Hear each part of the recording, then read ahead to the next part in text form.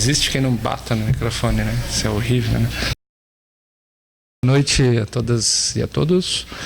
Então, a gente vai dar início a esse quarto ciclo de debates do NEAT. A gente estava aqui cochichando feliz, o Panteão está cheio, hein? Que maravilha.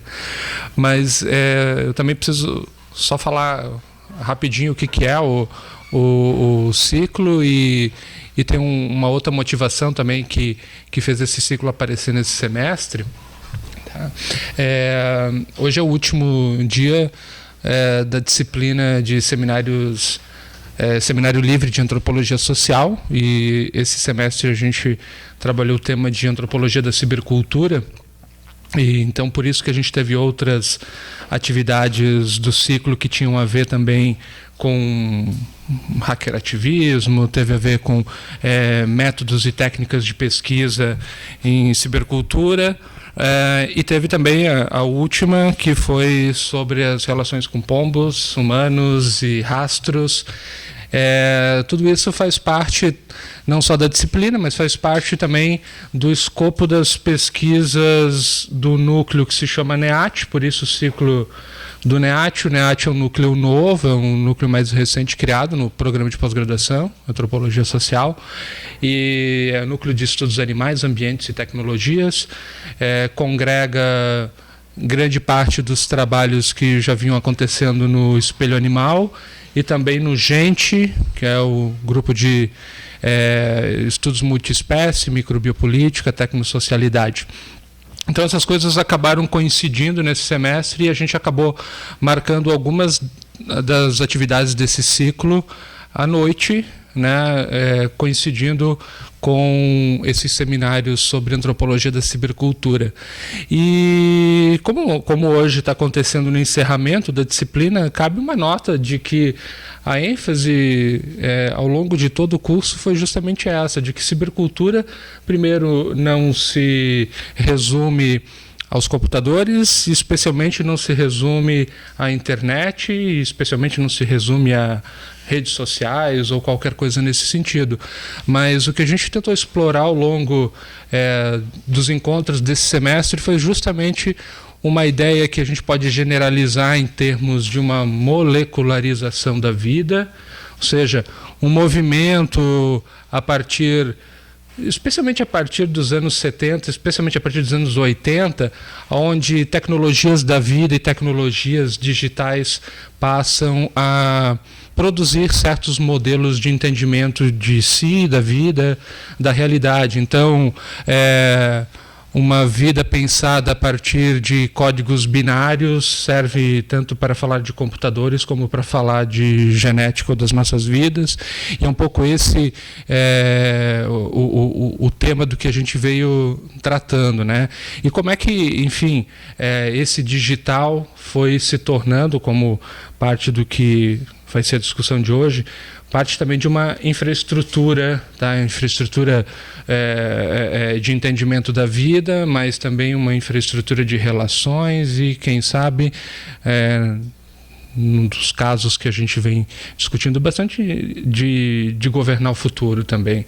Tá? Eu digo isso porque parte das pesquisas que tem no NEAT, mas como parte também da discussão que a gente fez na disciplina, tinha muito a ver com isso, né? O quanto que algoritmos e DNA têm produzido cada vez mais uma ideia de predizer rumos para as nossas vidas. Tá?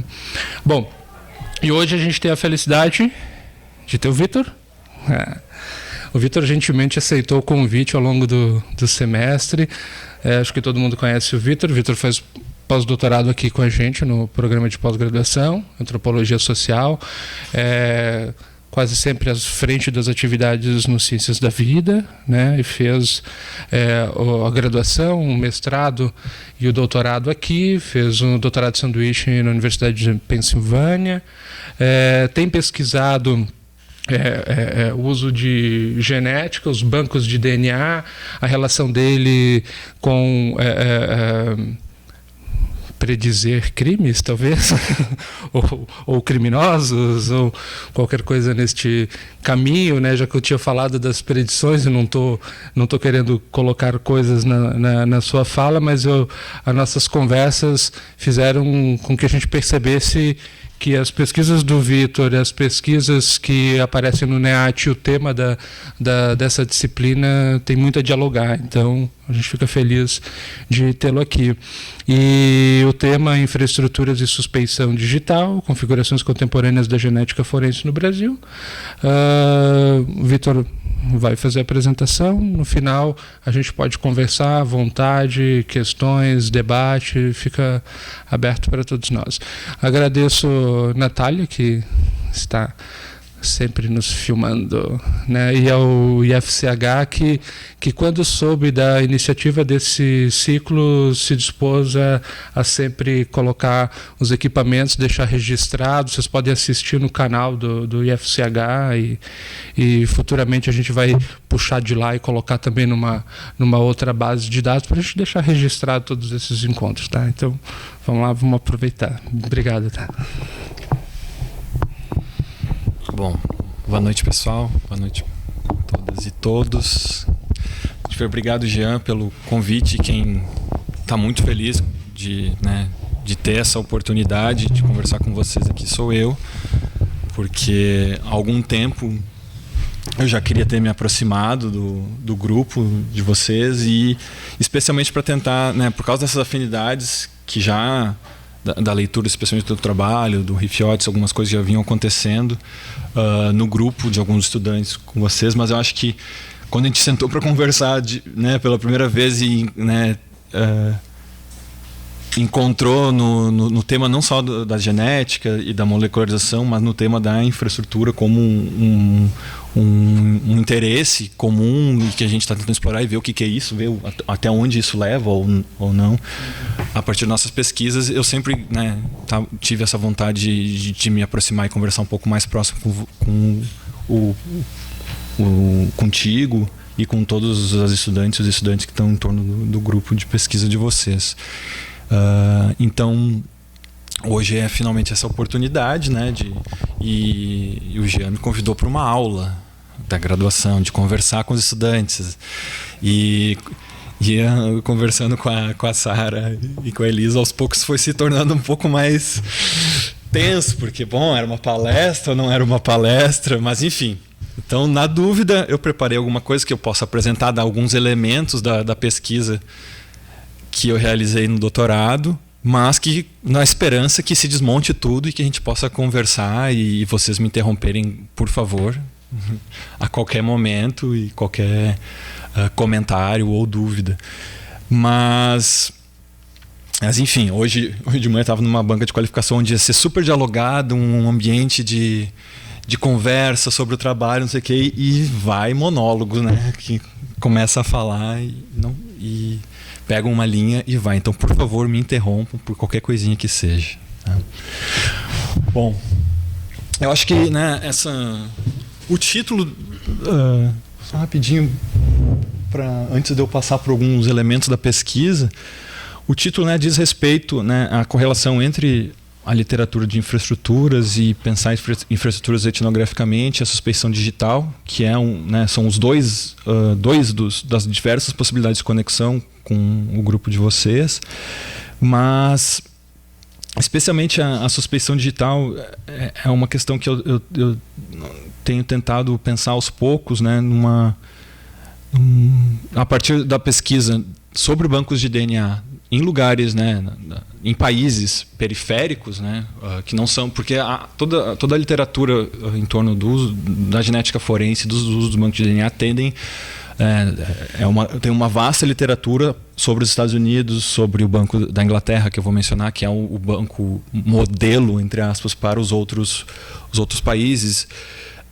E agora, mais recentemente, países mais periféricos que se inseriram no processo global de introdução desse tipo de tecnologia em seus cenários técnico-legais, pensar a partir desses contextos talvez nos ajude a desafiar algumas das conclusões, algumas das hipóteses e análises que essa literatura que é muito legal tem feito a partir desses países, né? E uma delas é essa ideia, né, tentar desafiar ou conversar com essa ideia que é quase que um consenso, né, nos estudos da genética forense e dos bancos de DNA no norte, né, digamos assim, é a ideia de uma suspeição genética, né, que os DNA produz suspeitos genéticos, né?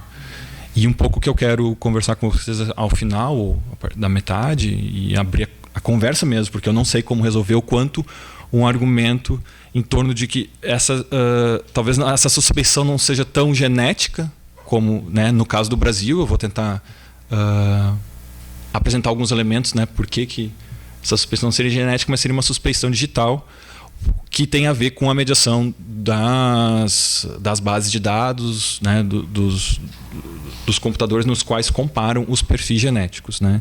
Então, e toda as dinâmicas de economia moral e julgamento sobre as vidas de quem coleta,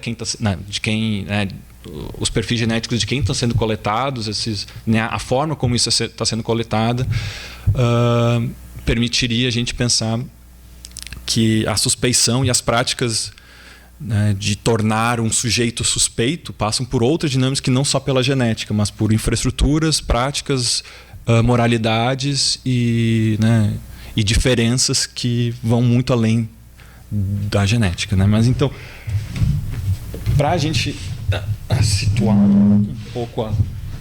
Posso passar? Tá. Por gentileza. Porque eu não sei se aqui passa. Aqui passa. Bom, a gente vai começar a conversa a partir disso aí. Esse conjunto de algoritmos, de números, que vem a ser um perfil genético, né? E toda discussão, de certa forma, se dá em como se chegar nisso. E o que se fazer com isso, e o que isso pode dizer sobre a identidade de alguém, e como, no caso da genética forense e os bancos de DNA para investigação criminal, o quanto isso pode e como é usado como prova, né, criminal. Prova de uma identidade e prova de um ato criminoso, né? Então, pode passar por gentileza, né? Esse númerozão lá, esse conjunto de números é uma condensação, um resumo, uma expressão desse tipo de exame que se chama eletroferograma, que é o resultado, o aliado de convencimento que sai no final da rede de uma certa rede da genética forense no laboratório, especialmente, mas que é onde eu quero chegar, que depende de muitas outras práticas anteriores ao laboratório, mas só para a gente entender um pouco, né, a partir desse conjunto de algoritmos, de números ali, que é uma simplificação desse tipo de gráfico aqui, que sai do sequenciador genético no laboratório. Pode voltar um pouquinho? Esse conjunto de números é o que é armazenado no banco de dados específico que eu vou falar. Esse anterior é o que sai do sequenciador genético no final de diversas mediações dentro do laboratório de genética forense, né?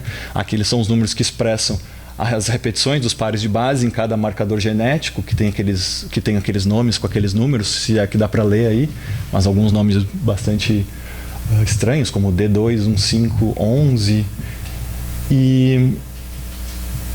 Enfim, mas não é o objetivo. Eu acho que a gente, se precisar conversar, ou se tiverem dúvidas sobre como, né, alguns elementos da própria genética, o que isso fala sobre identidade ou identificação individual, a gente pode chegar aí, mas não é muito o meu objetivo aqui, que eu gostaria de conversar com você, que isso é produzido depois. Dá até vergonha de mostrar umas imagens assim largadas num slide, que me perdoem a habilidade de fazer slides é inacreditável, a falta de habilidade, mas tem explicações psicanalíticas aí, porque filho de professora de arte vai ser sempre uma negação. Sempre não, porque os meus irmãos não são uma negação. Mas dá até vergonha, né? Essa disposição de imagens diante de um cartaz tão bonito com o qual a gente começou a exposição que o Jean fez, né? Mas, enfim, é um pouco assim, ó, fazer o caminho inverso, né? Aquele conjunto de números, que é uma simplificação daquele gráfico, que é produzido por esses sequenciadores genéticos, né? Que é mostrar um aumento de certa escala das materialidades que produzem aquele númerozinho, ou aquele conjunto de números que, no final das contas, gera tanta controvérsia, gera tanto discussão e esperanças e promessas em torno da segurança pública, né? E incluir ali que é bem menor do que olha, para vocês verem a noção de escala, que é uma PCR, né? Que é o que eles chamam de forninho do DNA, que é onde o que multiplica, né? A partir multiplica uma sequência do DNA a partir do jogo de tempo, da aplicação de uma enzima que corta o DNA em determinadas partes, e essas temperaturas vão sendo alteradas para multiplicar a parte do DNA analisável, né? Mas pode passar, por gentileza, passa logo que é feio. Mas era mesmo para dar uma ideia ou alguns elementos né, entre aspas, assim, de trás para frente um pouco, né, do resultado final, para onde vão passando. Algumas das mediações que eu gostaria de conversar, apresentar para vocês, para, né, tentar conversar sobre essa ideia de suspeição digital. E, né, além depois ou antes, né, então dos sequenciadores genéticos, da organização dos laboratórios, das disposições, tem as questões legislativas. Então a gente aqui começa a chegar no Brasil, especificamente a partir de 2009. O Brasil assina um acordo com o FBI para poder usar. O FBI doa ao Brasil a sua tecnologia de comparação dos perfis genéticos, aquele numerozão do início, né? E fornece todo um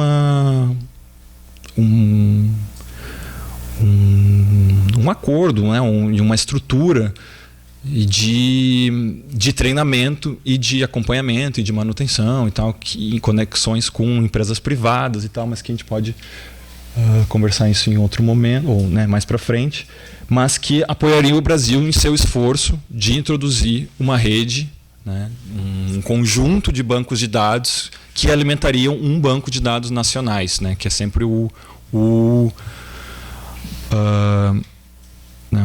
conjunto, o banco de dados nos quais todas essas informações finalmente estariam, né, armazenadas e comparadas em busca de identidades de indivíduos que teriam cometido crimes ou seriam vítimas de crimes, né?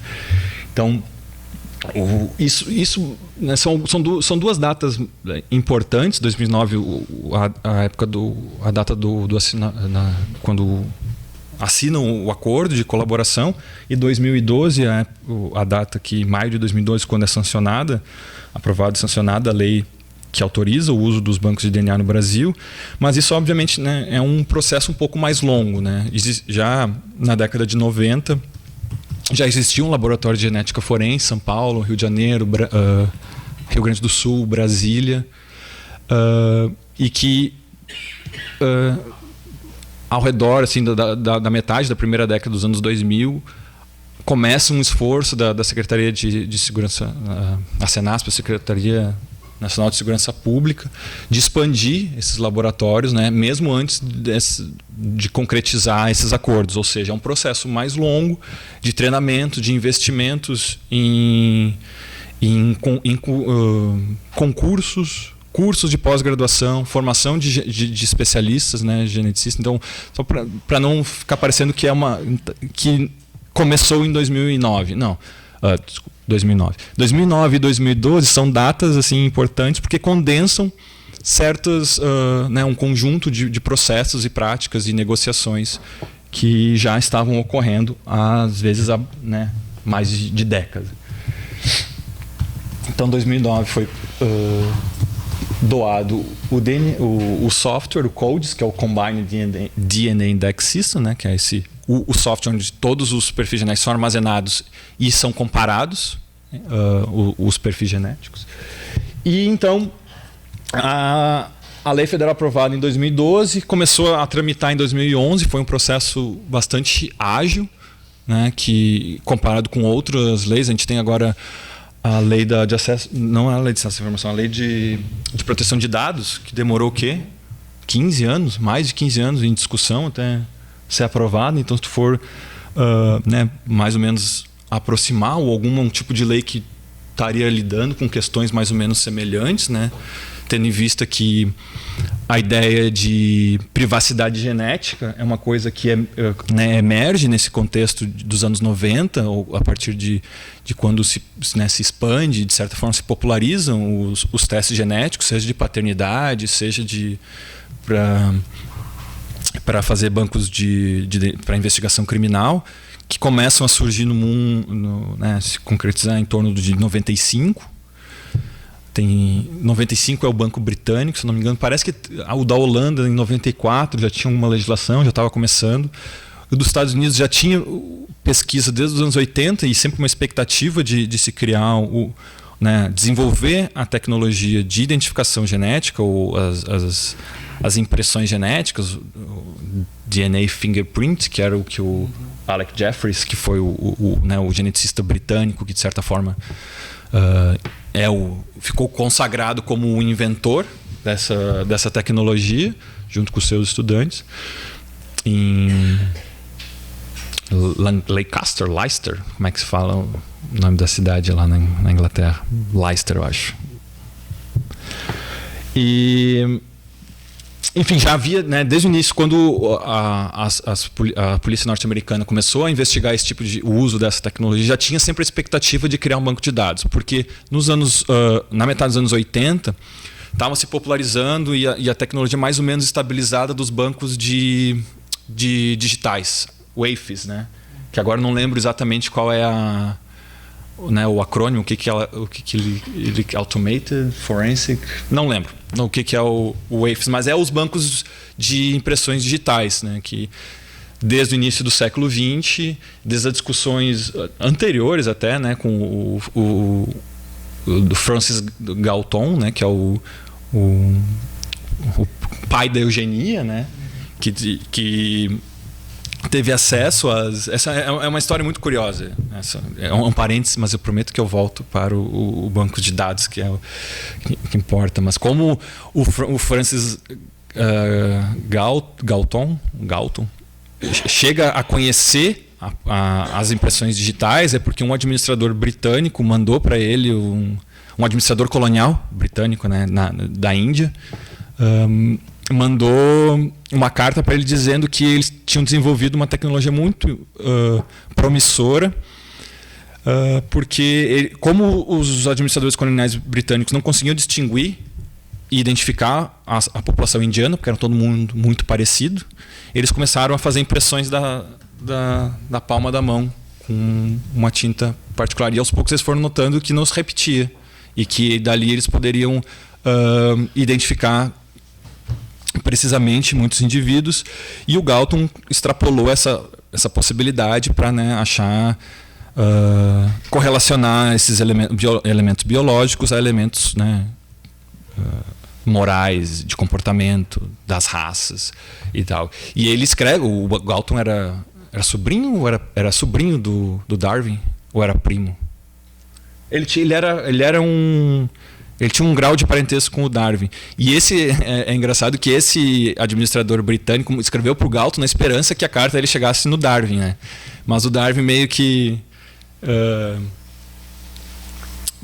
deixa um pouco de lado, não se interessa muito, e o Galton aproveita essa brecha e tenta correlacionar com as questões de genia.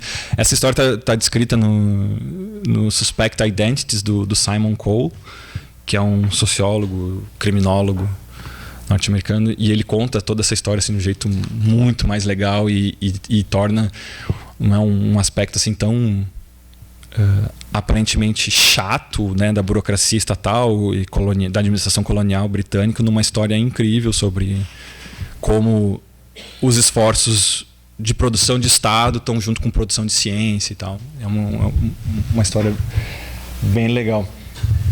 E, enfim, mas sempre, né, nos anos 80, início dos anos 90, sempre a promoção e, de certa forma, o encantamento ou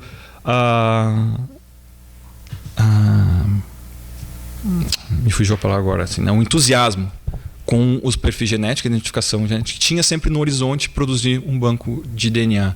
E a tecnologia no início não permitia isso, porque o tipo de resultado que tinha não era esse do eletroferograma, e o tipo de marcador genético que tinham disponíveis eram dificultavam o armazenamento e tal, de como o resultado saía, né? Então, com a PCR, com os marcadores STR, que são, né, inovações de biotecnologia que aos poucos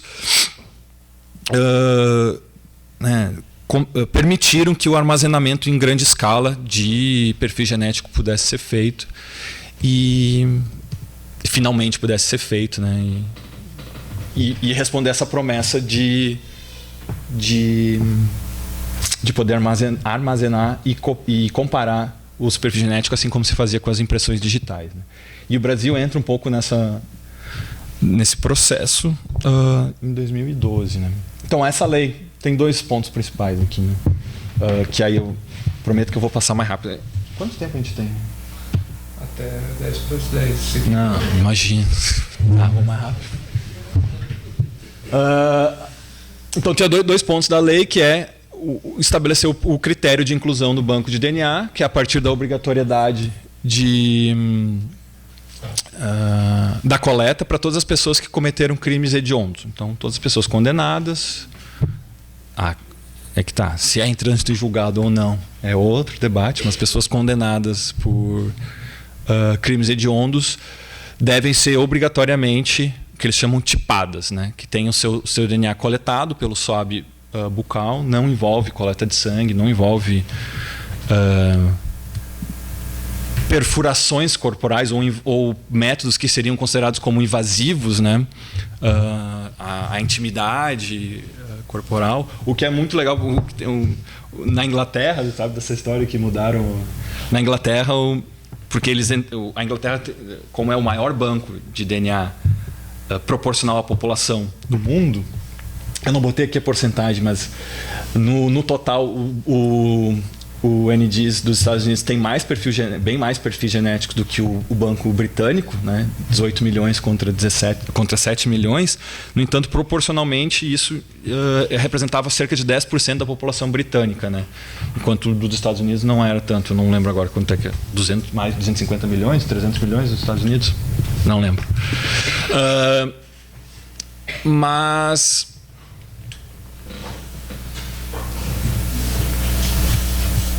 O que eu estava falando? Lembrei. Da boca. Estava falando da boca. Que a Inglaterra, porque ela tinha uma legislação, né, para formar esse maior banco ao redor do mundo, ela começou a coletar, e porque lá foi usado os 2 primeiros casos, porque foi inventado na Inglaterra, o Alec Jeffreys é de lá. E o Alec Jeffreys, né, o mito de origem dessa tecnologia é que ele ajudou a resolver um caso de um serial killer perto da cidade que ele morava, no qual, pela primeira vez, teria sido identificado um criminoso pelo DNA. O que é legal que o Jay Aronson, que é um historiador da ciência, conta que essa história não foi bem assim. Mas, enfim, o que importa é que, como o juiz dá a decisão diz...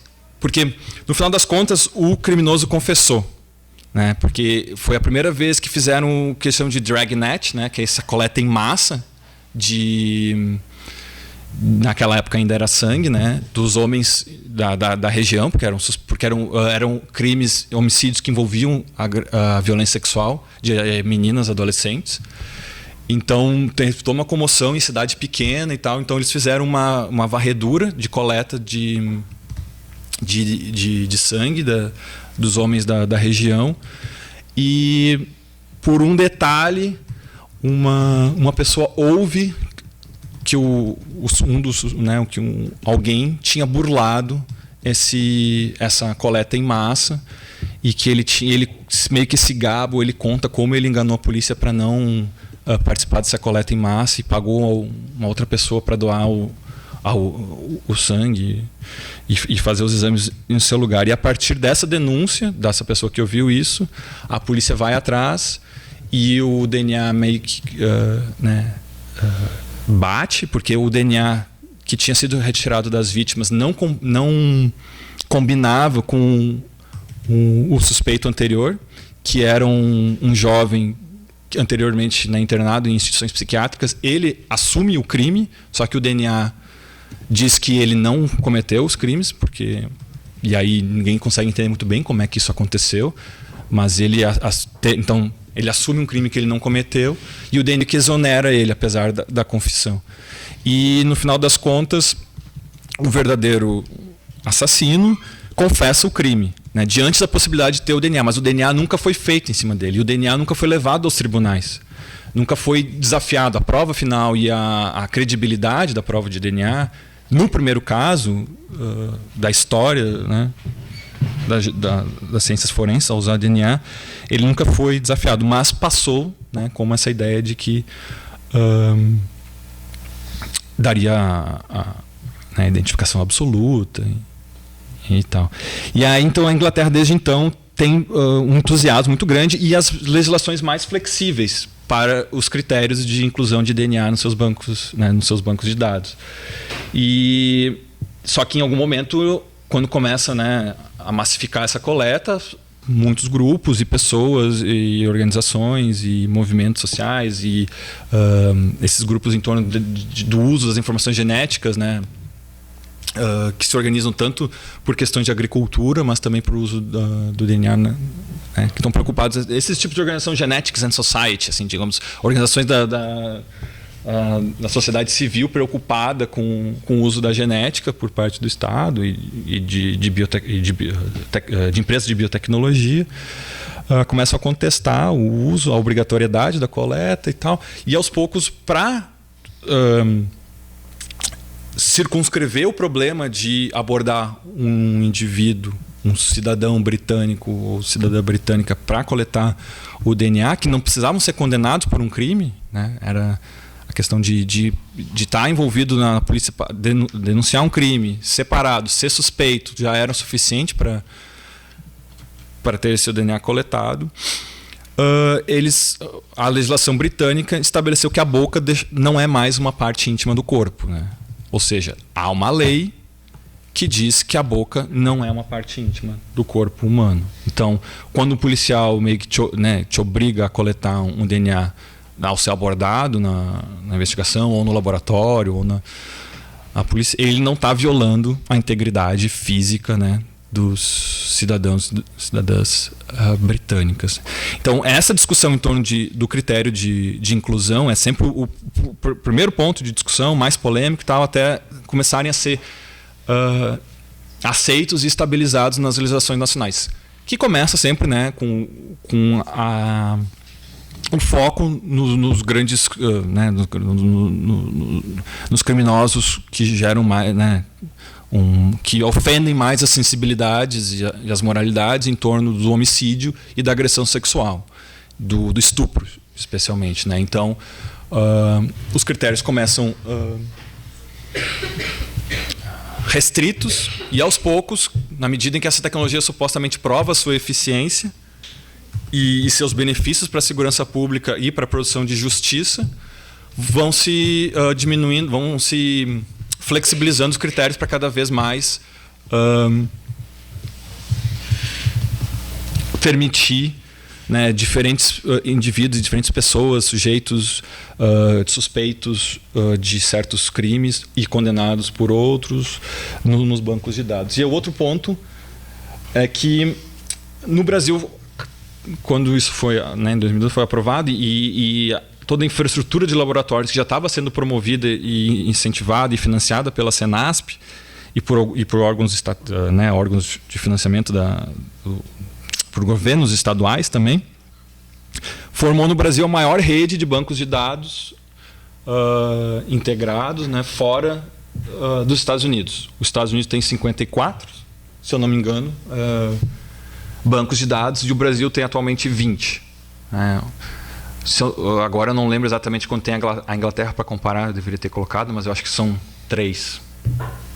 Então, o Brasil foi visto como o projeto de instalar essa tecnologia no Brasil foi visto como também uma prova, né, um desafio para acabar com certas dúvidas ou críticas em torno dessa tecnologia, e que, bom, se o Brasil poderia instaurar diante das suas condições de infraestruturas, condições de financiamento da segurança pública e o seu cenário de taxas de crime e de resolução de crimes, era uma grande prova, né, que essa tecnologia era realmente o horizonte, o futuro, as soluções para as investigações criminais e as ciências forenses ao redor do mundo, né? Porque temos mais de 60 mil homicídios por ano, são 40 mil estupros registrados, e sempre, não sei, acho que eram 40 mil, sempre, né, entendendo que isso é um subregistro, e temos cerca de 6 a 8% na taxa de resolução de homicídios. Dependendo de como se conta isso, né? E dentro desses 6 a 8% dos homicídios que são resolvidos, uma alta porcentagem, não lembro o número agora, são resolvidos por causa de prisão em flagrante. Ou seja, o contingente de investigação, o contingente de homicídios que são resolvidos por investigação, inteligência policial, o uso das ciências forenses e tudo isso é muito pequeno. Então, né, essa tecnologia vem prometendo, né, ela é aprovada com essa rapidez, né, ainda estou falando do... Meu Deus. Ainda estou falando do processo legislativo, né, mas para contextualizar todas essas promessas e todas essas esperanças, e num contexto super urgente, né, e crítico que essa tecnologia, né, tem que lidar, e cujos promotores e promotoras, defensores dessa tecnologia, né, afirmam que, bom, não vai resolver, mas vai ajudar muito e muito rapidamente, né? Então, só para comparar, então 18 milhões de perfis genéticos nos Estados Unidos, 7 milhões de perfis genéticos na Inglaterra. Isso, claro, né, a gente tem que lembrar que desde a metade dos anos 90, os Estados Unidos, apesar de ter isso no horizonte desde os anos 80, ele passa a usar os bancos de DNA nacionais, e é aprovado, acho que é só 98. Mas, enfim, é depois, né? Apesar de alguns estados, alguns laboratórios terem seus bancos de DNA locais, nacionalmente isso vem um pouco mais tarde. Eles têm 18 milhões de perfis genéticos, o Brasil num processo muito mais recente, né? Então, só para lembrar, né? Porque tem 27 mil perfis genéticos. Então, entre 2012, onde, né, foi criada a rede integrada de banco de perfis genéticos, né, e o Banco Nacional de Perfis Genéticos, né, que é esse último estágio de banco de dados, que é alimentado pelos bancos nacionais, pelos bancos estaduais, né, que são 18 estados atualmente, mais o Distrito Federal e um banco da Polícia Federal. Então, fecham os 20. E os 20 bancos de dados que alimentam o Banco Nacional. E esse número tem crescido, não inclui, esses números são todos disponíveis nos relatórios do comitê gestor da rede integrada de bancos de perfis genéticos. Eles mostram também como tem crescido, né, o número de inclusões, porque no início foi muito lento, e de certa forma ainda é um dos dilemas que eles têm, que as perícias estaduais têm, de como encher o banco de DNA. Por quê? Eu acho que eu já passo, acho que já estou falando dos... Não, tudo isso eu vou passar agora, tem que passar um monte. Pode passar. Porque eu ia, né, algumas coisas sobre a pesquisa, algumas orientações, mas a gente não vai falar disso. Pode passar. Pode passar. Pode passar. Depois talvez eu volte nesse e nesse. Tá, mas pode passar. Aí. Porque quando, né, de certa... a lei é aprovada, né? O compromisso com o investimento em kits dos perfis, né,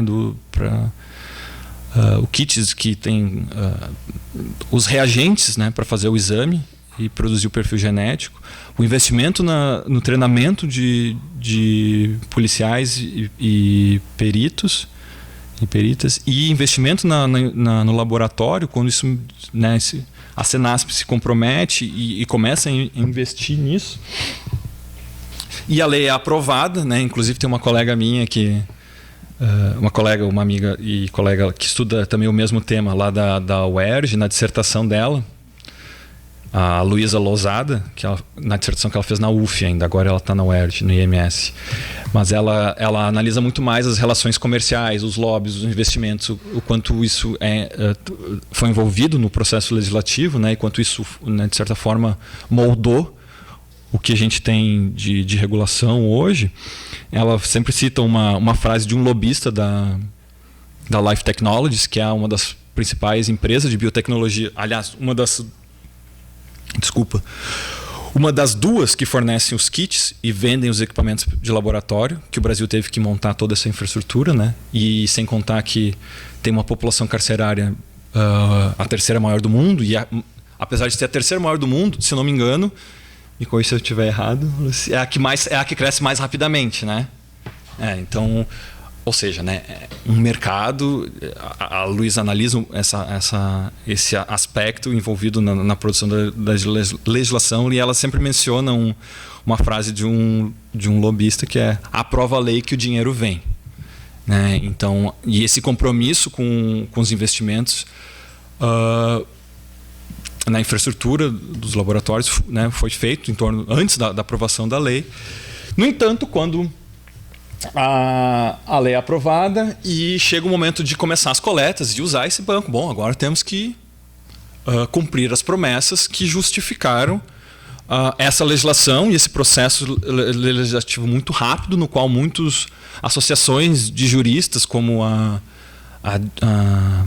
o IBC-CRIM, Instituto Brasileiro de Ciências Criminais, né, e outras instituições de juristas acadêmicos e juízes também, né, se ressentem né, criticaram vários pontos da lei, mas um deles é que essa lei não tinha sido discutida né, não tinha passado pelo crivo da comunidade acadêmica, jurídica do Brasil, né? Então, tem várias discussões em torno da constitucionalidade, inclusive, dessa lei. Essa lei está em discussão no STF hoje ainda. E foi levada lá depois eu conto, mas por causa de um caso da Defensoria Pública de Minas Gerais, que um indivíduo que já estava condenado, ele não queria ceder a amostra, mas ele estava em liberdade provisória. Então, durante a liberdade provisória, ele não queria ceder a amostra de DNA dele. Alguns juízes aprovaram a obrigatoriedade, foram levando, chegou para questionar a constitucionalidade da coleta obrigatória do DNA desse sujeito. E aí, como é que é o termo que tem de... Bom, que vale para todos os outros casos, né? O STF vai julgar e vai resolver sobre a constitucionalidade, que eu me esqueci o termo jurídico disso, que, bom, vai valer para todos os outros casos, para não chegar mais no STF esse tipo de... Não é ampla... Não é ampla validade. Putz, cara, olha meus termos jurídicos. O cara tá falando disso semana passada. Hoje, na qualificação do rapaz lá que estuda tornozeleiras eletrônicas, ele estava falando também dessas ações diretas de inconstitucionalidade, essas coisas que chegam no STF e o STF julga como tendo ampla... Me fugiu o termo agora. Então, essa discussão tá sobre a lei e a constitucionalidade, esse desafio, a lei está no STF e eles não resolveram ainda. A gente participou com um grupo da UFPR, que se chama Biotech Jus, e eles têm a professora Thaisa Schiocat, lá do Direito da UFPR, tem agora ela criou, né, combinou o grupo de pesquisa dela, Biotech Jus, com uma clínica em direitos humanos. Então esse grupo atuou nessa audiência pública sobre a constitucionalidade da lei dos bancos de DNA como amigos da corte, né? Então esse processo está em discussão e não foi decidido ainda. Mas o que eu quero chegar, finalmente, são os desafios da prática e os desafios que eram esperados pelos próprios peritos e pelas próprias peritas em genética forense, e aqueles desafios que eles tiveram que resolver e que não eram esperados, e uma vez que chegou o momento de usar essa tecnologia. Então, o principal desafio que era esperado por todos os peritos e todas as peritas de local de crime e de genética era como isolar um local de crime e como garantir a preservação da cadeia de custódia. Cadeia de custódia é um termo super... não é controverso, porque todo mundo reconhece a importância da cadeia de custódia, mas a cadeia de custódia é uma prática que conjuga práticas policiais, científicas, técnicas laboratoriais e burocráticas que buscam registrar todos os movimentos, todas as interações e mediações que uma amostra encontrada num local de crime, todas as interações e mediações por qual ela passa, né? Ou seja, qual policial encontrou a cena do crime, quem resguardou, né? Quem isolou o local de crime, quem coletou a amostra de sangue, de sêmen, um cartucho de projétil, registrar isso tudo em documentos e registrar nas caixinhas, nos plásticos, nos envelopes nos quais esses vestígios são colhidos e guardados, né, para que isso possa chegar depois no processo criminal e não seja questionado se foi alterado, se alguém plantou, alterou e tal, porque isso, né, se tornou uma entidade super importante, essa ideia de entidade, nem sei se é a palavra certa de chamar isso, mas, né, uma categoria, um conceito super importante na genética forense, a partir, especialmente, não só, mas no caso do O.J. Simpson, né? Eu acho que esse é o julgamento do O.J. Simpson, que foi televisionado e foi toda aquela comoção, e a defesa conseguiu deslegitimar ou desautorizar a prova de DNA que estava sendo produzida a partir, né, que ela conseguiu botar dúvidas razoáveis sobre a idoneidade ou a credibilidade da prova de DNA, porque ela tinha passado muito tempo no porta-malas do carro de um policial. O policial foi para casa, um policial que era conhecido, né, por todas as dinâmicas raciais e racistas da polícia de Los Angeles. Então conseguiram estabelecer dúvidas que ele pudesse ter adulterado ou, né, incriminado o O.J. Simpson a partir da prova de DNA. Enfim, é super emblemático, porque os advogados que conseguiram implementar essas dúvidas a partir da defesa do O.J. Simpson viraram atores super importantes na promoção e desenvolvimento dessa tecnologia, criaram o Innocence Project, que é talvez são, acho que, duas coisas mais famosas, assim, além dos seriados de televisão americanos, CSI, que são o julgamento do O.J. Simpson e esse projeto de Innocence Project, no qual esses advogados super especialistas em genética, em biologia e com ajuda de cientistas que participaram da controvérsia lá da metade dos anos 90, se era aceito, o quão precisas eram as estatísticas que estabeleciam a certeza de que o perfil genético era de um indivíduo e não de outro, qual a probabilidade o quão pequena é a probabilidade de duas pessoas terem o mesmo sequência de números no início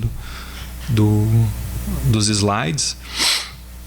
Então, essa ideia, no caso do O.J. Simpson, né, como não cansam de dizer e repetir, eu também não canso de dizer e repetir, foi e continua sendo um dos eventos televisivos né, com uma maior audiência na história da televisão mundial, ou seja, não é pouca coisa. E, inclusive, o caso do O.J. Simpson foi um dos principais acontecimentos e aspectos que fecharam a controvérsia técnico-científica, técnico-legal que tinha em torno da aceitação dos resultados do DNA, porque o chefe da divisão de DNA, o Bruce Boudreau, do FBI na época, e um dos geneticistas mais críticos na época, o Eric Lander, publicaram um artigo de consenso na Nature, dizendo que, olha, resolvemos todas as diferenças, não tem mais problema, os resultados são precisos, a tecnologia está garantida e tal. E depois eles conversaram, né? Tipo, o Jay Aronson conta essa história e outros autores, o Hart também, que depois tanto o Lander como o Budole, eu não lembro se o Budole chega a admitir, mas o Lander sim, que eles estavam preocupados que toda a tecnologia e toda a credibilidade dos testes de DNA seriam dizimados por causa do caso do O.J. Simpson, que estava sendo, né, muito, né, acompanhado, e toda dúvida que a defesa estava conseguindo né, com sucesso colocar sobre a credibilidade dessa prova, tinha o perigo de acabar com as possibilidades ou atrasar muito o uso e o desenvolvimento dessa tecnologia. Então, esses dois atores super importantes no final dos anos 80 e início dos anos 90, que estavam discutindo, né, estavam no meio dessa controvérsia em torno da credibilidade, eles resolvem fechar a controvérsia, né, mais ou menos que um acordo, fazer esse artigo de consenso, porque a cadeia de custódia estava sendo exposta como um problema e que se o DNA não fosse trabalhado de determinadas condições, armazenado, ele não pode ser armazenado em plástico, porque as bactérias do sangue, elas produzem outras bactérias, como é que é? Enfim, não pode ser armazenado em plástico, porque há uma alteração, inclusive, genética das moléculas, das bactérias que fazem parte da decomposição. Agora minha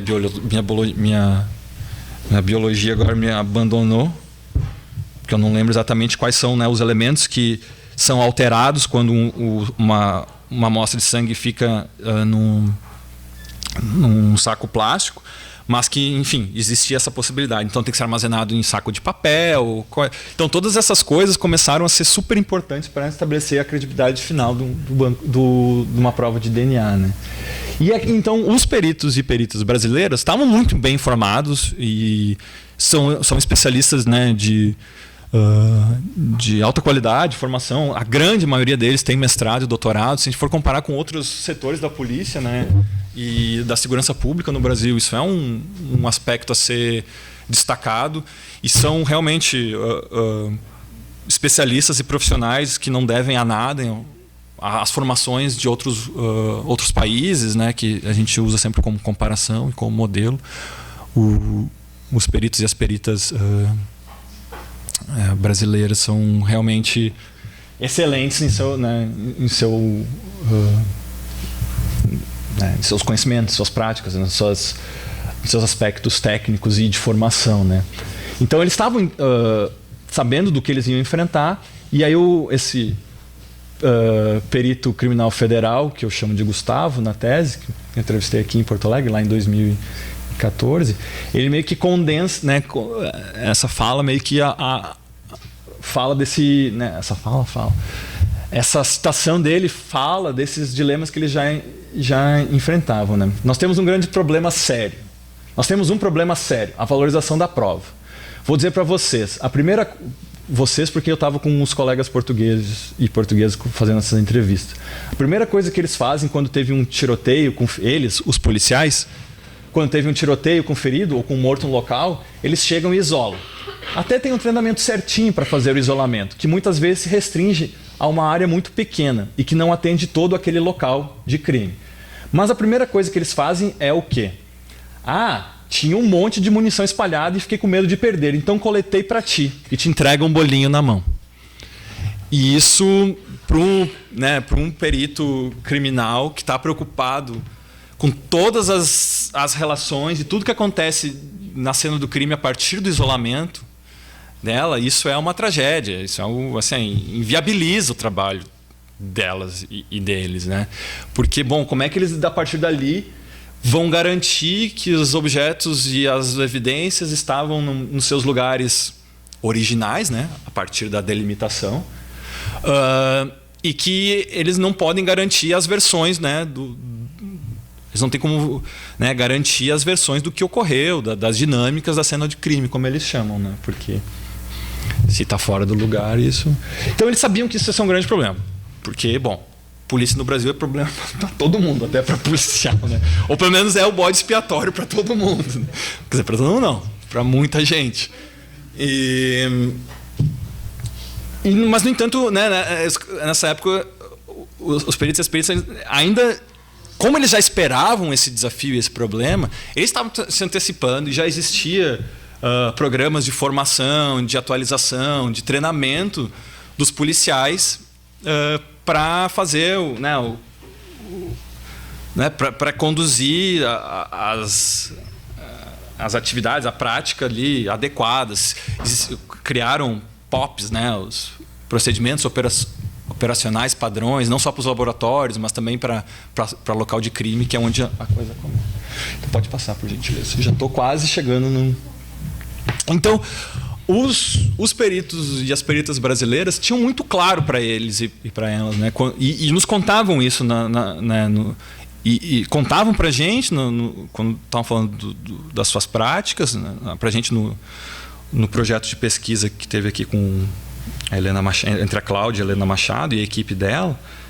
A gente fez essas entrevistas juntos e discutiam isso entre eles nos eventos acadêmicos e científicos e profissionais da área deles, que eu etnografei alguns.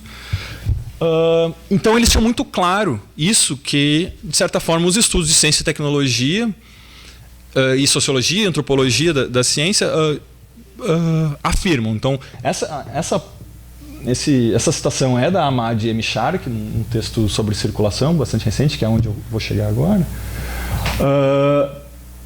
Os peritos tinham claro isso que ela está dizendo para eles. Isso não era uma novidade, não era um problema para eles. Que uma prova de DNA é mais do que apenas material biológico. O DNA é inextricavelmente conectado a todos os procedimentos e técnicas necessários para que seja possível usá-lo como meio de identificação. Sem esses procedimentos e técnicas, não há DNA, para se começar. Talvez tenha uma camiseta manchada de sangue, mas não mais do que isso.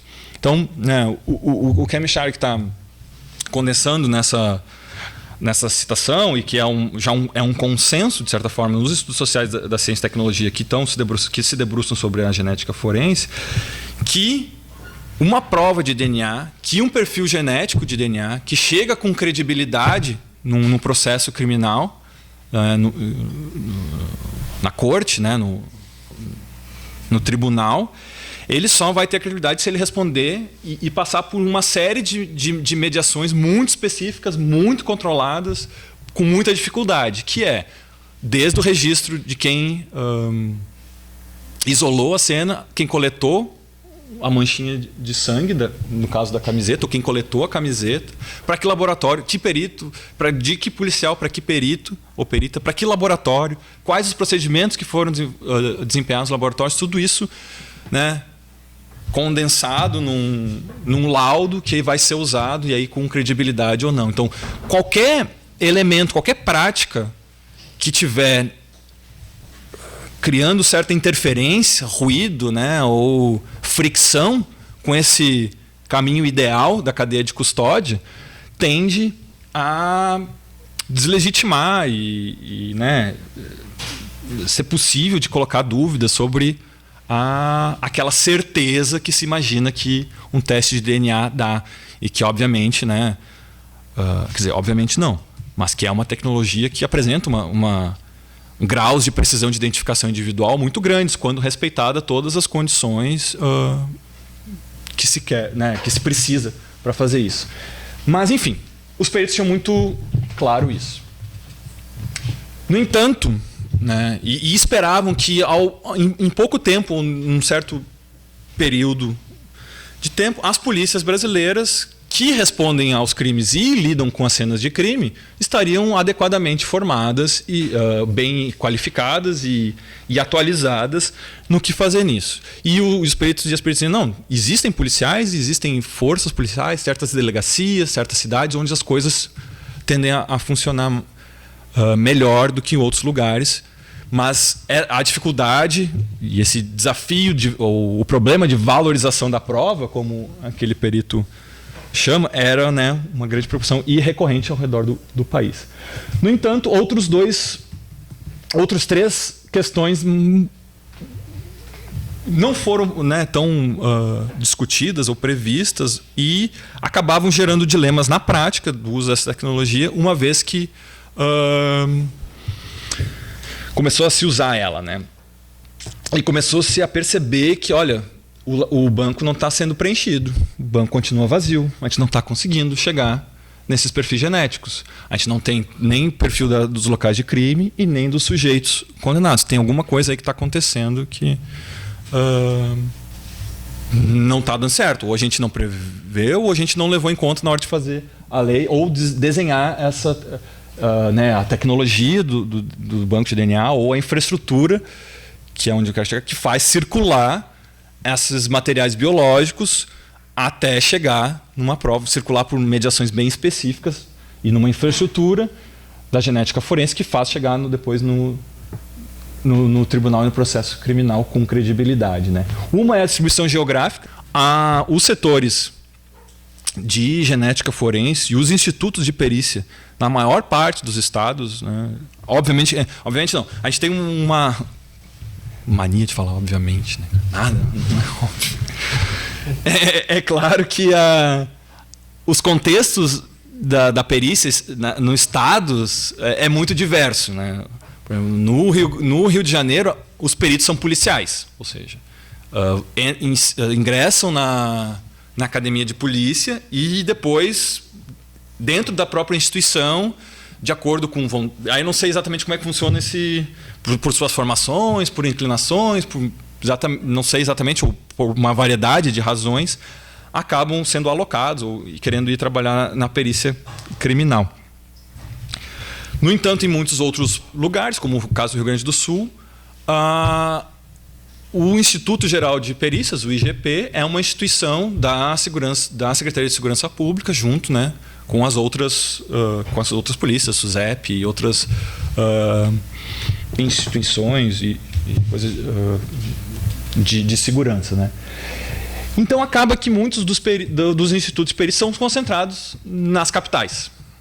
Não é no caso do Rio de Janeiro, que foi onde eu acabei fazendo campo, né, no Laboratório do Rio, tinha outras seções no interior, mas que eram menores e não contavam com todos as tecnologias, os equipamentos, as possibilidades de fazer exames e nem todas as perícias sequer. Eles tinham geralmente local de crime, o exame para saber se era sangue humano ou não, e exames em relação a drogas, para saber se era cocaína, se não era cocaína, ou outros tipos de drogas, agora eu não lembro, mas um exame de...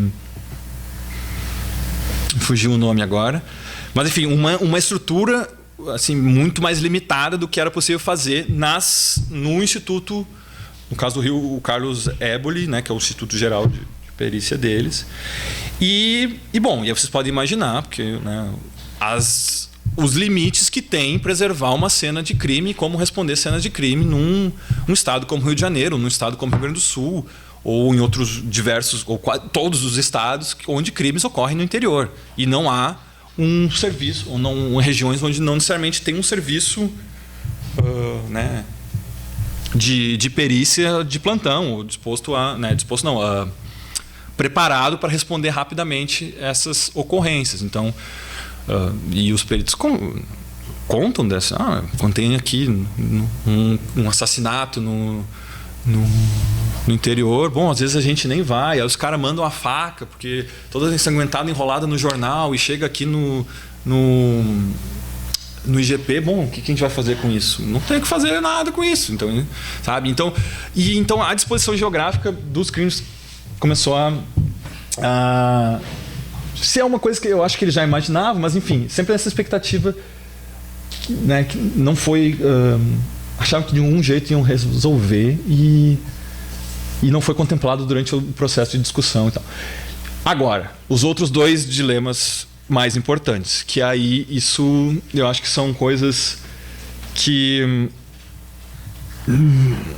né, mesmo num cenário ideal de financiamento, de treinamento, mesmo que todos os policiais militares fossem super treinados e super dispostos e engajados na preservação de locais de crime, mesmo que a quantidade de homicídios cometidos por forças policiais que tem as cenas de crime, que tem os locais de crime onde ocorreu uma morte por confronto, ou seja lá a razão que é dada, mesmo se tudo isso fosse muito bem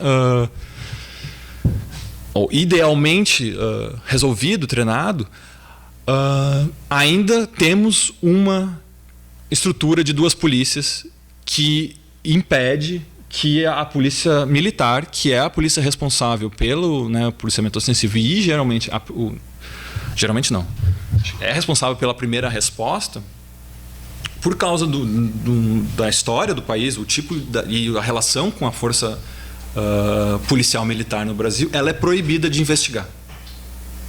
A polícia militar não pode coletar, quer dizer, ela pode preservar os elementos lá, que é o que se espera dela, mas ela não conduz uma investigação. Para isso, temos a outra força policial, que é mais burocrática, e a força judiciária, que é a Polícia Civil, que é responsável por conduzir a investigação e instruir o processo criminal, né? Tem algum advogado aí que possa me dar mais detalhes, se eu não falei muita bobagem? Não. Mas eu acho que deve ter alguns outros detalhes aí que eu não estou lembrando agora, mas, enfim, essa divisão, e aí o Luiz Eduardo Soares, que aborda e nos chama a prestar mais atenção nessa divisão estrutural mesmo da polícia, porque, segundo ele, é um tipo de organização que geram práticas, de resposta da polícia militar, que quer provar a sua eficiência, que quer provar suas contribuições para a segurança pública, para a sociedade, para o bem, para a paz e tal, que acaba gerando prisões em flagrantes e mortes, porque é o jeito que institucionalmente, na própria organização e no desenho das forças policiais do Brasil, ela teria para agir, porque devido à desconfiança que se tem nas forças militares, para fazer as investigações, elas não podem responder dessa forma com investigações. E, por outro lado, a força que seria responsável para responder esses atos, pelas investigações e instrução do processo criminal, elas são burocratizadas, elas chegam tarde, elas respondem às vezes não com a mesma imediatez que se requer, às vezes, uma investigação criminal, onde muitos elementos para fazer a narrativa dos fatos, reconstrução ou uma construção dos fatos que ocorreram e da dinâmica da cena de crime, como eles chamam, chega muito tarde. Não estamos nem falando em cidades do interior, nós estamos falando nas capitais mesmo, Então isso apresenta, segundo o próprio Luiz Eduardo Soares e o Renato Lima, Jaqueline Senhoreto, que um conjunto de sociólogas e sociólogos e antropólogos da segurança pública apontam os dilemas, as dificuldades que esse tipo de organização acarreta para o policiamento e para a investigação no país, e isso vai bater no DNA quando se trata de local de crime. E aí, bom, aqui então, mais ou menos, encerra um pouco essa parte do local de crime, esses dilemas em torno disso, mas é só para comentar assim, que isso não é pouca coisa, não é só pela quantidade de crimes que acontecem no Brasil, de homicídios especialmente, e estupros e tal, mas é porque tem uma discussão que está engatinhando ainda entre estatísticos, bioinformáticos, como é que eu diria? O pessoal da bioinformação e matemáticos e criminólogos que estão tentando discutir a eficiência, e sociólogos também, o pessoal, a equipe da Helena Machado, lá, o Felipe Santos e a Suzana Silva, lá em Coimbra, no Minho, eles também tentam criar... Como a gente avalia a eficiência de um banco de dados para resolver crimes e investigações? né? Quanto mais perfil genético no banco de dados tiver, melhor, maior a chance de dar uma coincidência, um match. E se isso for verdade, que tipo de perfil nós temos que ter em maior quantidade? Dos sujeitos condenados, suspeitos ou de cena de crime? Então, os estudos incipientes, alguns estudos, né, que tentam dar conta disso estatisticamente, têm mostrado que o coeficiente de eficiência de um banco enorme em relação à população, como o Banco Britânico, tem o mesmo nível, o coeficiente de eficiência, né, teria a mesma eficiência que um banco pequeno, como o da Suécia, que eu não lembro agora quantos perfis genéticos tem, mas certamente não tem mais de 1 milhão.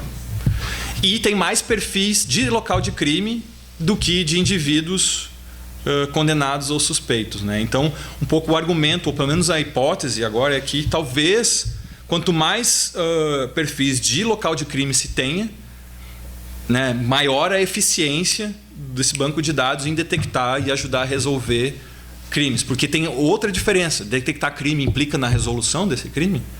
Porque uma das estatísticas que, por exemplo, o próprio relatório do Banco Britânico apresenta no seu relatório, que são 4 relatórios por ano, né? Quadrimestres. Se eu não me engano, são 4. Eles apresentam que tem uma super estatística, né? Muito interessante, que a cada vez que tu insere um novo perfil genético no banco de DNA, cada vez que tu insere um perfil genético de um indivíduo novo, né, tem 63,6% de chance de dar uma coincidência, de dar um match. Agora, eles não dizem, e põem numa nota de rodapé um pouco mais sutil, que eles não têm como medir o quanto esses matches ajudam a resolver crimes ou não. Porque o fato de ter uma coincidência de um perfil genético com o banco de DNA, pode ser com outra pessoa, com o local de crime, pode ser a vítima, pode ser um parente que estava ali, da vítima que morreu. Então, né, o match em si, sem a construção narrativa dos fatos que os peritos fazem e as testemunhas contribuem para fazer isso, um DNA sozinho não diz muita coisa sobre o que aconteceu numa cena de crime, né? E isso é importante para pensar porque... Pode passar, por gentileza? Que aí vem o terceiro dilema assim, da prática, e que mais ou menos não foi esperado.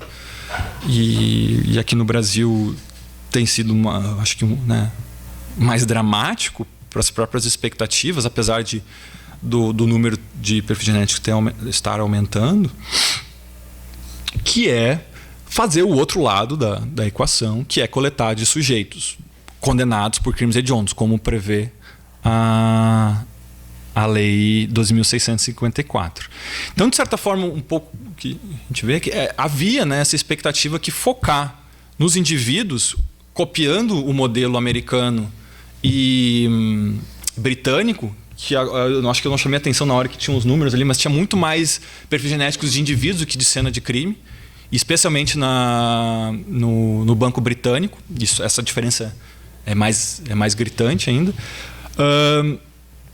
Que então o modelo ideal a seguir é focar nos indivíduos, botar as pessoas no banco que já cometeram um crime, porque, bom, supostamente no Brasil, uma outra disputa sobre os números, né, que é que o Brasil teria uma taxa de reincidência de 70%, ou cada pessoa que passou pelo sistema prisional ou sistema criminal, de justiça criminal, teria 70% de chance de incorrer num novo crime e tal. Isso também tem relatórios sobre o IPEA, do IPEA, melhor dizendo, e isso é discutido em literatura acadêmica, científica, e acho que o Fórum de Segurança Pública Brasileiro também discute, que, bom, taxas de reincidência também depende de como se define a reincidência, que se é só uma nova entrada no sistema de justiça penal, de justiça criminal, o que é bem complicado, porque, bom, dependendo de onde se mora, de onde se transita, a tua chance de ser preso e ser incluído nesse sistema aí várias vezes é muito maior do que em outros, né? Então, só o fato de ter sido jogado nesse sistema mais uma vez já configura uma reincidência, e aí tem outros critérios, por exemplo, desse estudo do IPEA, agora se eu me recordo que eu acho que é de 2011, se eu me recordo corretamente, o critério seria a reincidência num crime depois de 5 anos que já cumpriu a pena. Ou seja, cumpriu a pena, supostamente foi ressocializado e tal, e num período maior que 5 anos, quando outro crime for cometido, aí sim poderia ser considerado uma reincidência, já que a prisão ou a pena não teria cumprido seu objetivo, sua função, e bom, esse indivíduo, esse sujeito não foi ressocializado e continua, né, cometendo crime. Então, isso é uma outra, né, um outro tipo de concepção e que vira, né, uma verdade e tem amparo de certas estatísticas que são produzidas em torno disso. Imagina, 70% é um número significativo, sim, né? A gente tem 70% de incidência, imagina. E bom, que me perdi o fio da meada, mas enfim, é chegar a coletar o lado do banco de internet voltado para os indivíduos, que o Brasil adota esse modelo e espera conseguir, né, quando se desenha a tecnologia e a lei, conseguir entrar nos presídios com certa facilidade. Como a população carcerária do Brasil é enorme, e temos números de pessoas né, mesmo que o número de pessoas condenadas por estupros mesmo que o número de pessoas presas por homicídios e por estupros seja muito menor do que outros crimes, como o tráfico de drogas, né, que é o que explode, de certa forma, o processo de encarceramento em massa, né? Ainda assim é um número bastante grande, né? Eu devia ter colocado, agora eu não lembro, mas isso dá para conseguir nos relatórios do DEPEN, qual o número de pessoas condenadas por crimes hediondos. E bom, essas pessoas estão encarceradas, né? Espera-se que os crimes hediondos elas estejam lá há muito tempo, então espera-se que não seja muito difícil entrar no presídio e coletar isso. No entanto, o que as peritas e os peritos contam é que, e a gente vê pelos números, isso não está acontecendo. E por que isso não está acontecendo? Uma coisa que seria supostamente simples e fácil de conseguir uma autorização para entrar no presídio e coletar a amostra genética de criminosos hediondos, né? Homicidas, estupradores, quem é que juiz de execução penal que se oporia a isso, né? No Brasil, poucos talvez, que se fossem ficar atento a todos os critérios e detalhes desse procedimento, mas enfim, isso é outra discussão. Né, como é que isso que pareceria muito simples e muito fácil acaba virando um grande problema no Brasil? E desde o início, né, eu estou seguidamente falando em peritas aqui, né, não é só por uma questão de manter uma coerência de respeito de gênero, falar de peritos e peritas, é porque a maioria dos profissionais da perícia da genética forense no Brasil são mulheres. Não tem uma estatística, pelo menos eu não conheço uma estatística muito bem definida, mas os congressos, na percepção, assim, do olhar, por mais que 70%, talvez 80% das peritas são dos especialistas em genética forense no Brasil são mulheres. E bom, tem hipóteses, né? Tem explicações. Eu entrevistei 2 peritas mais antigas do laboratório do Rio de Janeiro, na época que eu estava fazendo o campo, e elas contam histórias de como chegar na perícia. Não sabiam que tinha a possibilidade de ser bióloga na polícia, e isso fala, claro, também das dinâmicas de gênero na academia, né? Que acabam, porque ser perita ou ser perito criminal em genética, até recentemente no Brasil, era um trabalho, não sei se segundo mas menos valorizado quem é formado e pós-graduação e coisa em biologia e genética do que trabalhar num laboratório médico, na universidade, onde os cargos de maior prestígio, que geralmente na ciência, na nossa cidade, onde reservados para os profissionais homens, né? Então tem uma dinâmica de gênero que histórica, né, no processo da formação da genética forense no Brasil, que não começa nos bancos de DNA, mas que faz com que hoje temos mais mulheres geneticistas e por causa, aí a gente pode falar de formação, porque aí depois também as formações de pós-graduação também, as estatísticas como é que estão hoje em dia, eu não tenho certeza, mas ainda são mais mulheres, acho que cada vez mais na pós-graduação ainda, né? Ou acho que isso só vai aumentar, né? Não sei. Não lembro os dados sobre isso, mas, né, na medida em que se especializa também a genética forense para níveis de pós-graduação, também faz com que mais mulheres acessem essa profissão que não mais deixa de ser, né, ela deixa de ser, ela não mais é considerada uma profissão. Foi o que deu para fazer com minha formação em biologia ou em genética, e passa a ser almejada, já é projeto. As novas gerações, as pessoas mais novas, tanto homens como mulheres que eu conheci no Rio de Janeiro e em outros congressos, tinham como objetivo fazer biologia, fazer pós-graduação em genética e tal, né, isso como um projeto e uma expectativa de carreira. Mas isso também faz com que muitas peritas nos relataram e conversavam e ponderavam e pensavam e se preocupavam e tinham medo de entrar nos presídios e lidar com homicidas e com estupradores, né? Então, uma perita criminal federal que a gente conversou, né, ela não falou com essas palavras, eu não botei a palavra, mas olha, a gente tem medo de ir no presídio. Olha como são os presídios, olha como é o presídio de Porto Alegre, por exemplo. Aí a gente vai lidar com esse tipo de criminosos, homicidas, estupradores. Nesse tipo de instituição, nesse contexto, olha, a gente fica com medo, porque olha tudo que a gente ouve falar e olha tudo que acontece. As chacinas, os homicídios que acontecem lá. E se a gente está lá coletando DNA, isso acontece, a gente fica com medo. E obviamente que isso é, né, absolutamente legítimo e... Então, acho que eu vou pular essa. Então, já estou terminando, finalmente. Desculpa. Né, os especialistas e as peritas e os responsáveis pelas várias execuções penais começam a tentar elaborar soluções ou estratégias para como é que a gente vai coletar o DNA dessas pessoas todas dentro dos presídios brasileiros, né? E então, pode voltar, desculpa.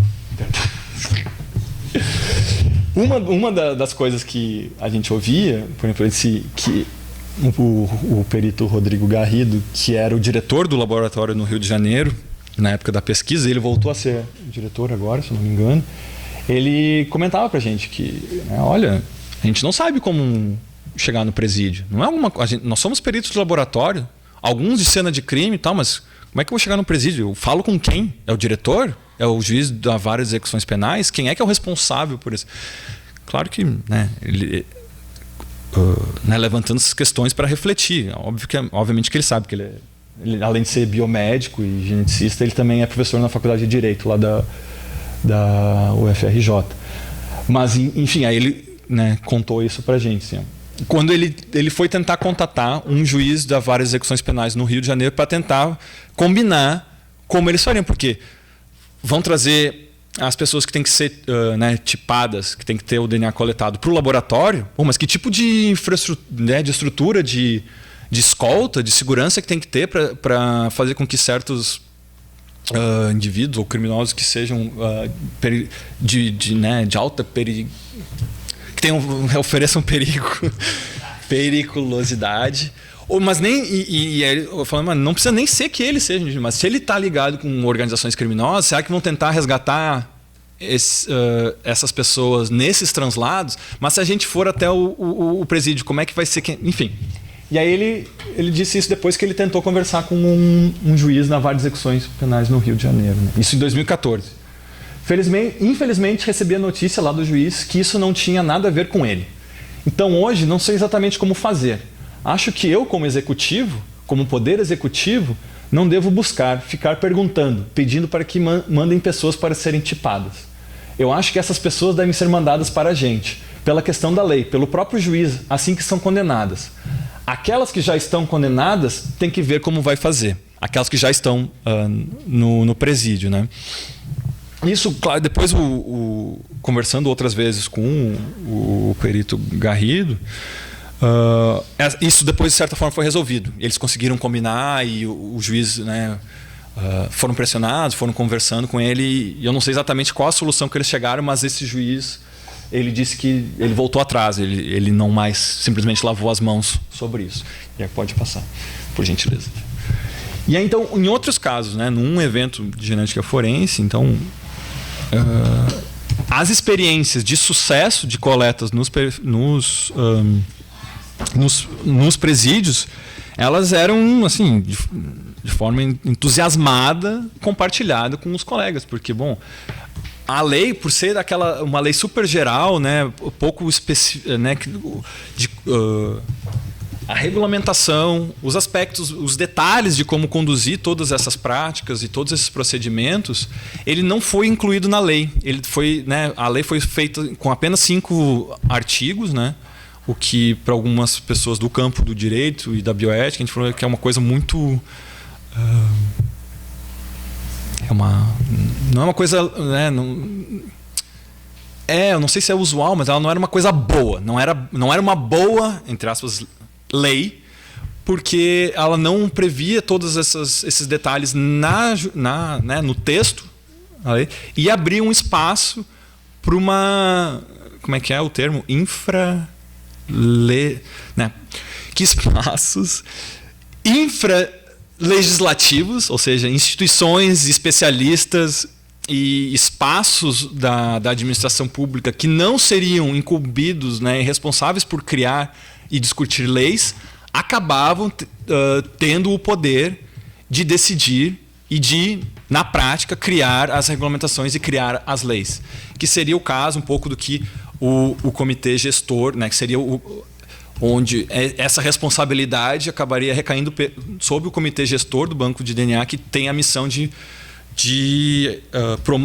promulgar, elaborar e aprovar certas resoluções que indicam como os estados e como os peritos criminais e as peritas devem conduzir suas boas práticas nisso. No entanto, cada estado, como eu disse antes, cada estado tem seus dilemas particulares, assim como na perícia, nas instituições e no sistema prisional também. Então, como isso não está previsto na lei, cada estado que se resolva. Então, quando um estado ou um laboratório tinha experiência de sucesso, isso era compartilhado com entusiasmo, né? Isso foi o caso de um desses eventos no qual a diretora da época de um laboratório de um estado do Nordeste, com um estado um laboratório que ainda não estava incluído na rede, porque precisa um tempo de acreditação do laboratório para poder fazer parte dessa rede integrada, né? Precisa alguns anos, acho que se não me engano 2 ou uma série de procedimentos e avaliações para provar que esse laboratório está produzindo testes, exames e procedimentos padrões, né? Acreditados, né? E que eu não ia dizer. Não, mas eu posso dizer. Era Pernambuco na época. Não estava incluído ainda, né? Mas eu descrevi um pouco porque teve todo o contexto de mudança de governo no estado que permitiu e uma política de combate a homicídios, né? Políticas de segurança política de preservação da vida e todo era essa a política que permitiu que a diretora do laboratório na época tivesse reuniões semanais com o governador, com representantes do sistema judiciário, e ela conseguiu, aí, né, um pouco porque ela conta isso pro pessoal, né, no evento, na palestra que ela está dando, como ela conseguiu articular, o que ela teve que acionar, né, e o que ela, né, negociou para receber autorização para entrar nos presídios e coletar. E é muito interessante, né? Porque é nesse contexto dessa política de pacto pela vida do governo do... E E, enfim, ela recebe essa autorização numa escala, numa esfera acima dos juízes de várias execuções penais. Ela, né, eram reuniões que ela tinha e conseguiu incluir o investimento e a importância do laboratório de DNA e do laboratório da criação do banco de dados e da melhoria do laboratório para pudesse fazer parte da rede integrada. Conseguiu incluir nesse projeto maior de política, de pacto pela vida, de política de proteção de combate a homicídios e tal. Então ela conseguiu ter acesso, e ela conta, né, como conseguiram coletar num dos presídios, né, de segurança, não sei se era segurança máxima, mas um dos presídios, né, de regime fechado, obviamente, né, onde ela conseguiu, sei lá, dos 1.100 apenados que tinha, elas conseguiram coletar 800, né? E ela fala um pouco dos dilemas, como é que eles escolhem os presídios mais perto, porque, bom, era uma equipe de 4 peritos, né? E eles tinham que viajar, como é que essas coisas todas vão impactando, e ela compartilha essas experiências, né? E em um momento ela comenta que ela começou, e ela fala um pouco de como é que é a negociação disso. Tipo, a gente não entende ou não consegue conhecer que tipo de consentimentos há. Claro, consentimento é complicado falar quando é obrigatório por lei, não há consentimento a ser dado se a lei te obriga a dar o teu DNA, permitir que seja coletado. No entanto, quando está lidando com informações genéticas, e ainda mais em contexto institucional como uma prisão, pode ser um hospital, como essas grandes instituições, é onde, né, a bioética surge desse tipo de pesquisa, Tuskegee, as pesquisas experimentais de doenças em presos, e todas aquelas... Como é que é o nome daquela doença, daquelas experimentos que tinham do duplo X e o Y, né, daquela... Putz, me fugiu agora o nome, mas... Né, toda uma área do conhecimento científico derivado, né, dentro da genética, da biologia, que combina com o direito, surgiu desse tipo de preocupação com que consentimento um sujeito que está sob tutela do Estado ou de instituições como um hospital e tal pode dar. Então ela conta um pouco das estratégias, e a gente nunca fica sabendo como é que essa dinâmica acontece, mas enfim, isso para dizer que agora finalmente vou terminar, chegar nas infraestruturas e na questão da suspeição digital, porque eu acho que todo esse conjunto de coisas que eu estou trazendo e tentando conectar, essas coisas estão descritas na tese, mas agora eu estou tentando pensar como é que isso nos permite pensar, né, as dificuldades que tem de encher o banco de DNA com os perfis genéticos, os impasses numa situação que pareceria ser tranquila, porque as forças do Estado supostamente entrariam e conseguiriam autorizações para entrar nos presídios muito facilmente, né? Então, pensar que isso não está acontecendo por diversas questões de facções, de má infraestrutura, más condições, medo, né, proteção e segurança dos especialistas que vão até lá, por diversas coisas. Há um choque entre algumas infraestruturas. Aí que tá. Fica chamando tudo de infraestruturas e nada é infraestrutura. Mas o que eu estou querendo dizer é que haveria um choque entre a infraestrutura da genética forense, que sai, né, que passa por todas aquelas mediações especialistas e práticas e materiais da cena do crime, passa pelo laboratório, e quando precisa cruzar com as práticas e as relações nas instituições prisionais, isso dá um choque e eles não conseguem levar adiante. E aí a ideia de circulação é super importante. Já te passo a palavra. Só para terminar o pensamento. Porque, né, aquela citação da Madia Michalak é num texto sobre circulação, onde ela tenta argumentar que a circulação é performativa. Ou seja,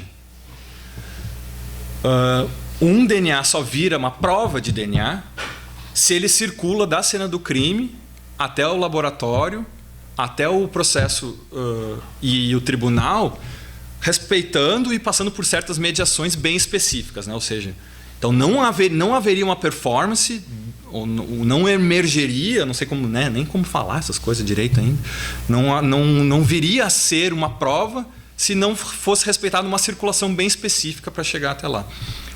E pensando, né, nessa ideia de, né, de que as coisas... E ela diz, inclusive, não existiria perito ou perita de genética forense se esses materiais não circulassem, porque a própria circulação desses materiais performa a identidade de um especialista da genética forense, né? Então, diz que não performa só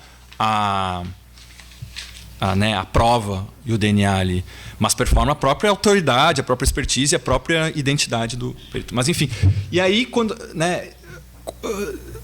chega o momento de cruzar ou circular né, encontrar com outro conjunto de relações, de práticas, uma outra infraestrutura, e aí eu não sei o quanto infraestrutura é tão diferente de rede sociotécnica, e a gente pode conversar, né, qual é a diferença específica, né? Mas o que eu estou querendo dizer, porque pode passar, que eu estou mais ou menos pensando a partir... Pensando, né, da combinação dessa ideia de circulação enquanto performance e circulação que performa algo, circulação performática da Amy Sharrock, com essa inspiração, com essa ideia do Lark, mas está bom chinês também, que as infraestruturas são agregados, são matérias que habilitam o movimento de outras matérias, né? Então, a infraestrutura da genética forense seria esse conjunto, né, e um agregado de práticas, de materiais, de tecnologias, de especialistas que fazem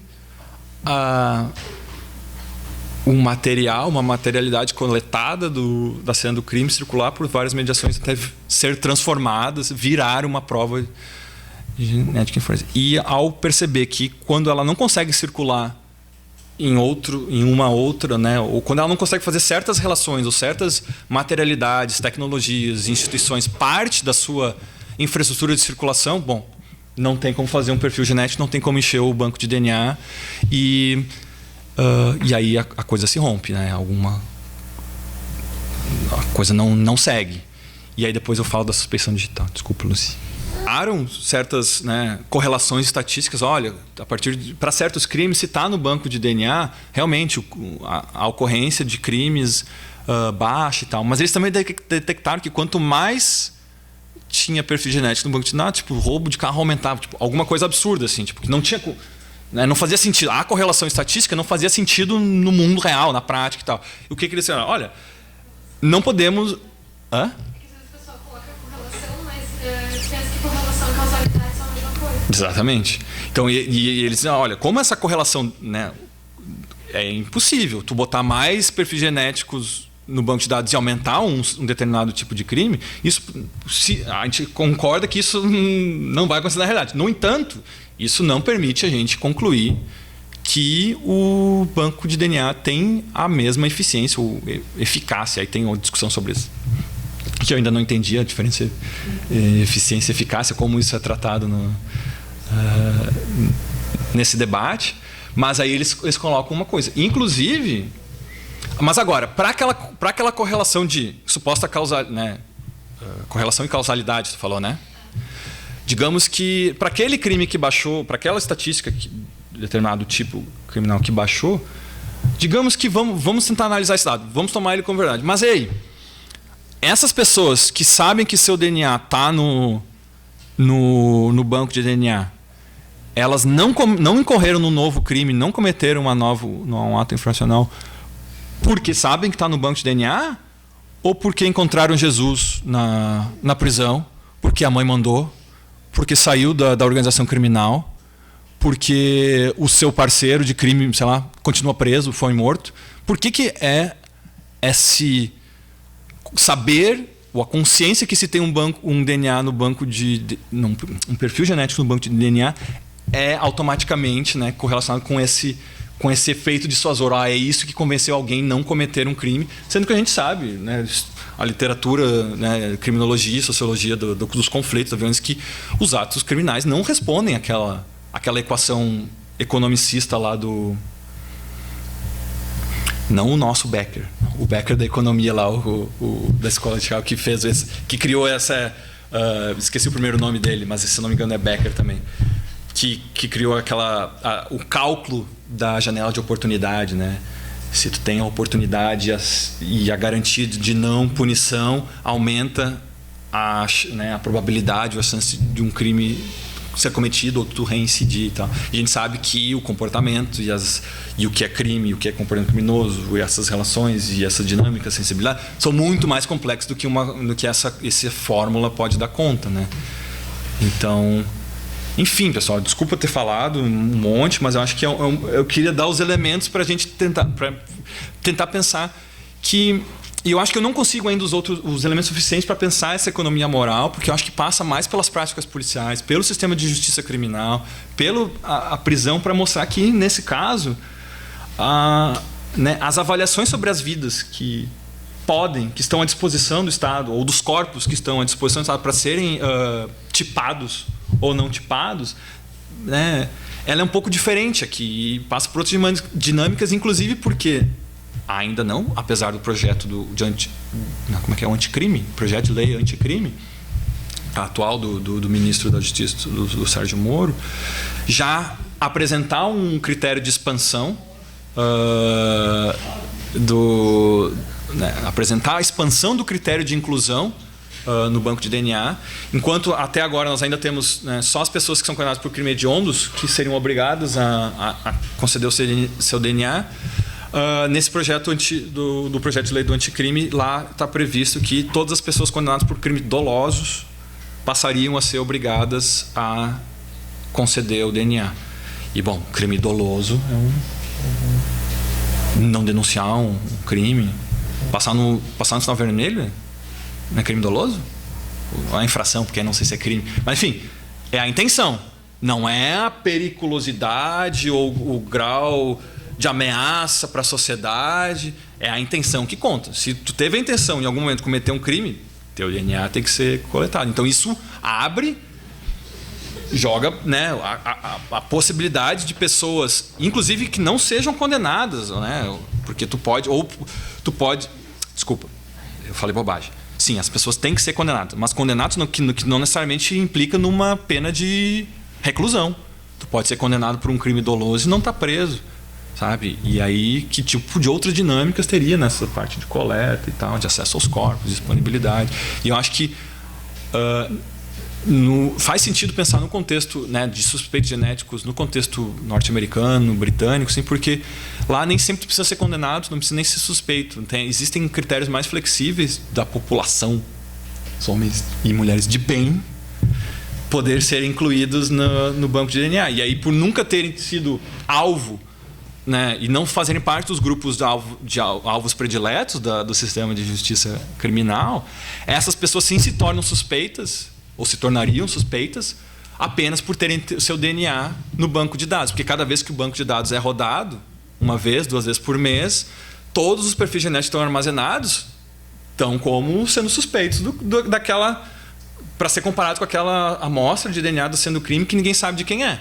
Então tem que comparar aqui para ver se acha nesse conjunto de indivíduos aquilo que está vindo da cena de crime, tem que comparar com tudo isso aqui. Todo mundo isso aqui vira suspeito. Então essa ideia de suspeição genética faz sentido nesses contextos onde os alvos não precisam ser os alvos favoritos do sistema, né, da polícia ou do sistema de justiça criminal. E aí sim, essas pessoas se tornariam suspeitos apenas por terem o seu DNA incluído no banco de DNA. Não. Por terem o seu perfil genético incluído no banco de DNA. E eu acho que aqui nós temos outras dinâmicas, outras moralidades, outras práticas que ainda não permitiriam a gente falar de suspeitos genéticos. Mas aí suspeição digital, porque é a mediação do computador, do banco de dados, que eu acho que é uma tecnologia de governo hoje, pensar que lugares ocupam, né, tudo que a gente faz ou passa por banco de dados hoje na nossa vida cotidiana e nas práticas de governo, né, nas tecnologias de governo, de pensar como o banco de dados, essa entidade, essa forma de volta ali um pouquinho, só até chegar que eu acho que essa parte do Bowker vai voltando. Aí. Que o Geoffrey Bowker, né, um desses autores do STS, que é num livro sobre prática de memórias da ciência, né, ele está falando. Ele não está falando de bancos de dados sobre botânica, sobre geologia. Não está falando de banco de dados de crimes, coisa. Mas ele, né, uma era da memória potencial, né? Que os bancos de dados contemporâneos seriam, né, são caracterizados por uma modalidade relacional que permite formas particulares de interrogação e busca por informações, né? E que, ao possibilitar que caminhos e relações entre as informações contidas nas bases de dados sejam reconfigurados por atores institucionais e políticos, a questão deixa de ser o que atores que administram e usam os bancos de dados, o Estado, as empresas, especialistas, funcionários do Estado, cientistas, sabem sobre um indivíduo ou um fenômeno. A questão passa a ser, dessa forma, o que é possível saber caso a necessidade surja. Então, eu acho que esse tipo de, né, insight dele, ou de reflexão sobre os bancos de dados, né, convida a pensar talvez mais numa suspeição digital que passa pela mediação dos bancos de dados, que sim, é uma condensação, armazenamento da informação genética, mas não é os elementos genéticos, enfim, não sei, me parece que não é só a genética que produz essa suspeição, enfim. É um pouco isso que eu tinha que falar. Eu fico feliz pela tua vinda. Encerramos a disciplina, os ciclos não, o de hoje sim, mas semestre que vem a gente continua com os ciclos do núcleo, com à tarde, à noite, tentando, né, para todo mundo, e espero que a gente realmente continue conversando mais, e que todos nós continuemos conversando mais.